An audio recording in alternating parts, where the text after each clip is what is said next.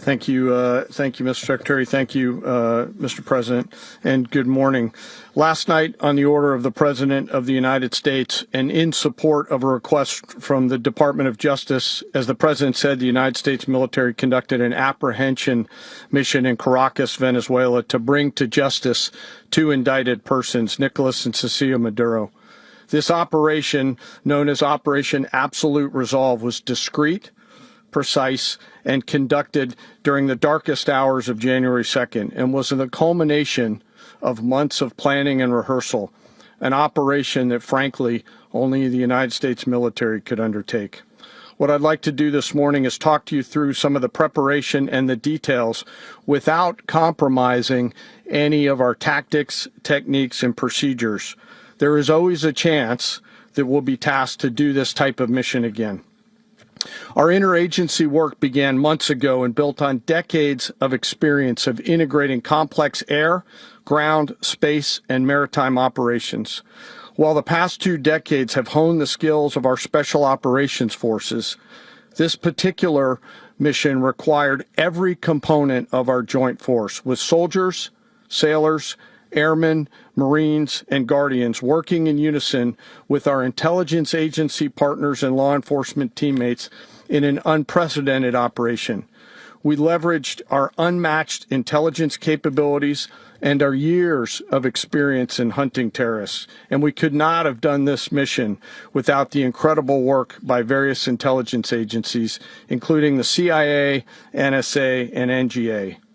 We watched, we waited, we prepared, we remained patient and professional.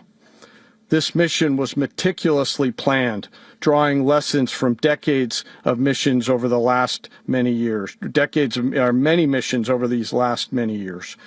This was an audacious operation that only the United States could do. It required the utmost of precision and integration within our joint force. And the word integration does not explain the sheer complexity of such a mission. An extraction so precise it involved more than 150 aircraft launching across the Western Hemisphere in close coordination, all coming together in time and place to layer effects for a single purpose: to get an interdiction force into downtown Caracas while maintaining the element of tactical surprise. Failure of one component of this well-oiled machine would have endangered the entire mission, and failure is never an option for America's joint force. Those in the air over Caracas last night were willing to give their lives for those on the ground and in the helicopters. Let me talk a little bit about the preparation. After months of work by our intelligence teammates to find Maduro and understand how he moved, where he lived, where he traveled, what he ate, what he wore, what were his pets. In early December, our force was set pending a series of aligned events. Key was choosing the right day to minimize the potential for civilian harm and maximize the element of surprise, and minimize the harm to the indicted personnel so, as the President said, they could be brought to justice. And as the President said earlier today, weather in Venezuela is always a factor this time of the year. And over the weeks through Christmas and New Year's, the men and women of the United States military sat ready, patiently waiting for the right triggers to be met and the President to order us into action.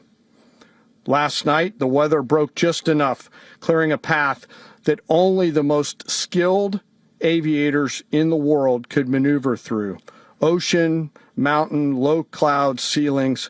But when tasked with a mission, this organization does not quit. At 10:46 p.m. Eastern Time last night, the President ordered the United States military to move forward with this mission. He said to us, and we appreciate it, Mr. President, good luck and Godspeed. And those words were transmitted to the entire joint force.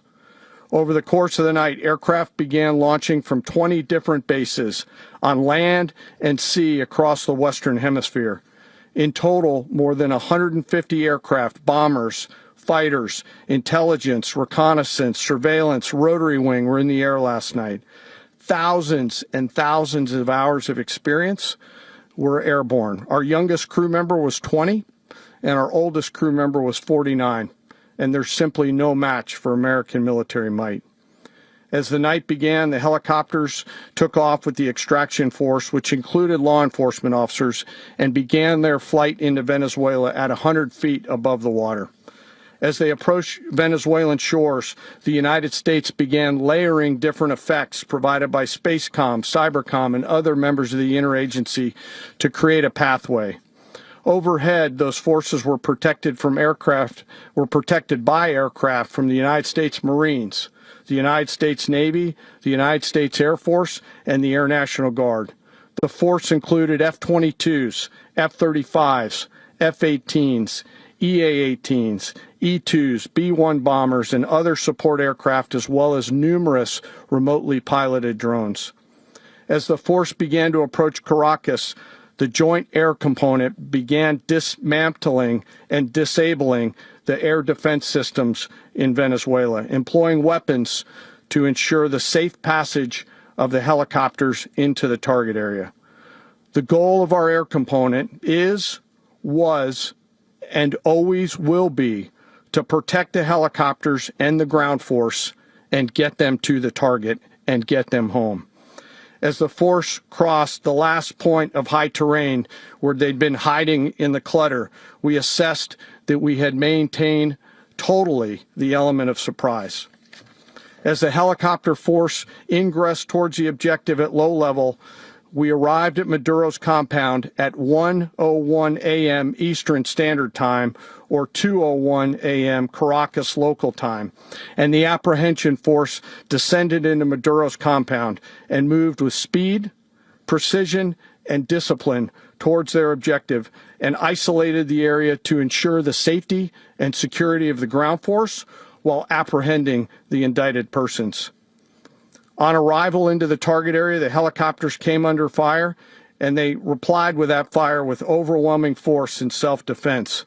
One of our aircraft was hit, but remained flyable, and as the President said earlier today, all of our aircraft came home, and that aircraft remained flyable during the rest of the mission. As the operation unfolded at the compound, our air and ground intelligence teams provided real-time updates to the ground force, ensuring those forces could safely navigate the complex environment without unnecessary risk. The force remained protected by overhead tactical aviation. Maduro and his wife, both indicted, gave up and were taken into custody by the Department of Justice, assisted by our incredible U.S. military with professionalism and precision, with no loss of U.S. life. After securing the indicted persons, the force began to prep for departure. Helicopters were called in to exfiltrate the extraction force, while fighter aircraft and remotely piloted aircraft provided overhead coverage and suppressive fire. There were multiple self-defense engagements as the force began to withdraw out of Venezuela. The force successfully exfiltrated and returned to their afloat launch bases, and the force was over the water at 3:29 a.m. Eastern Standard Time with indicted persons on board. And both Maduro and his wife were embarked aboard the USS Iwo Jima. In closing, what we've witnessed today is a powerful demonstration of America's joint force. We think, we develop, we train, we rehearse, we debrief, we rehearse again and again, not to get it right, but to ensure that we cannot get it wrong. Our jobs are to integrate combat power so when the order comes, we can deliver overwhelming force at the time and the place of our choosing against any foe anywhere in the world. I am immensely proud today of our joint force and filled with gratitude to represent them here today. There is simply no mission too difficult for these incredible professionals and the families that stand by them and support them. As we stand here this morning, our forces remain in the region at a high state of readiness, prepared to project power, defend themselves, and our interests in the region.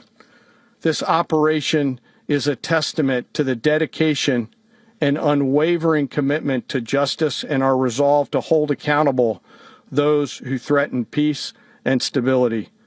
In closing, I want to express my heartfelt gratitude to the brave men and women who executed this mission. Their courage and tireless commitment to our nation are what makes us strong. Thank you, Mr. Secretary, and thank you, Mr. President.